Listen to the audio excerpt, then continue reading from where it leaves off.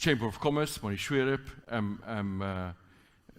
I'm keeping, obviously, I'm trying to keep this going on onto the skills, onto the private sector.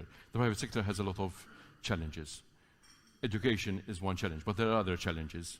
And the other challenges are related to not only having the educational background, but also looking into the future and being able to see what's coming next. And most of us weren't prepared for this big digital challenge we had ahead of us, and a number of things. Where does the private sector in Malta, from your experience, stand over here? Foresight is a very big challenge. 20 years ago, we could have a 3-year budget. Today, you're lucky if you can make a 3-month budget that is reliable. So that is the truth.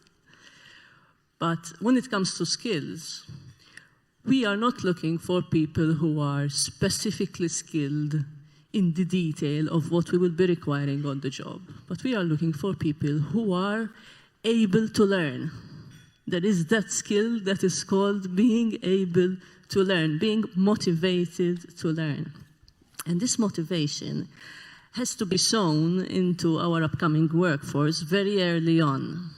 So if you had to ask me what is one remedy towards the future challenges of us private sector employers, it is making sure that our children are motivated to learn already in primary school.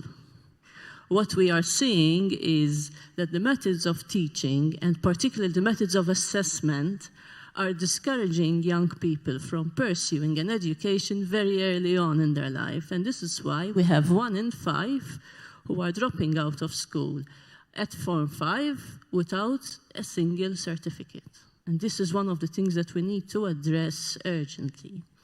The other issue that we have then is that those that are pursuing an education tend to be attracted by, let's say, the classic professions. So we get a lot of lawyers, we get a lot of architects, we get quite a few doctors. Of course, we need them all. But we need also the digital scientists, data analysts, we need the lab scientists, we need the engineers. And those we are finding extremely hard to recruit, extremely hard to recruit.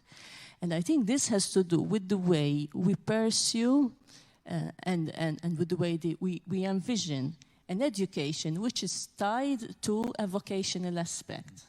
So we tend to have this bias in favor of professions and against vocational education, which we need to change completely. I mean, if you look at those countries who are managing to harness their human resource potential, there is a lot of focus on vocational education. And as an industry, we are committed towards contributing to this actively, not because we know exactly what we will require in 5 years' time, because really and truly, we don't, but because we will know what we will require earlier than the rest of society, because we are facing the market all the time. So we have to be engaged in this process, and we have to have an education system that is able to respond. We cannot have curricula that are revised every 2-3 years, for example. This is way too slow as a process of adaptation. But what I can tell you is that as a chamber, we are not worried that there will not be enough jobs for everyone.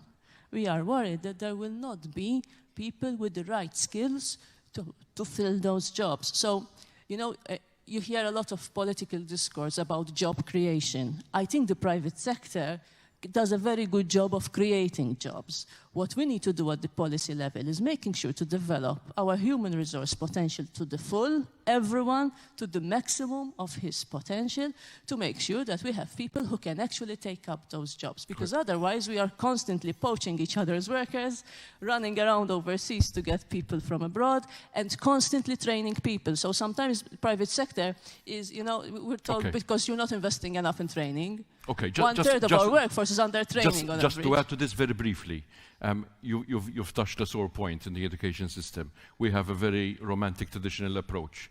You mentioned you ask young people, it's the lawyer, it's with all respect to lawyers or doctors, accountants. Beyond that, how do you address now? How do you address the politicians to understand that there must be this the vision must be, there must be an implementation now. It goes beyond the words now. Yes, the implementation needs to be skills-based. So rather than talk about qualifications, we have to talk about skills, about the ability of people who leave educational institutions to actually take up a job, not knowing necessarily what to do from A to Z, but having a context in which can be developed, having the necessary basic skills, having the necessary even job ethics, basic job ethics. Something that I want to emphasize here is retention. Okay. Retention is not just about the employer providing a good salary, a good job. It's also about the employee wanting to belong somewhere, which we find so lacking. That's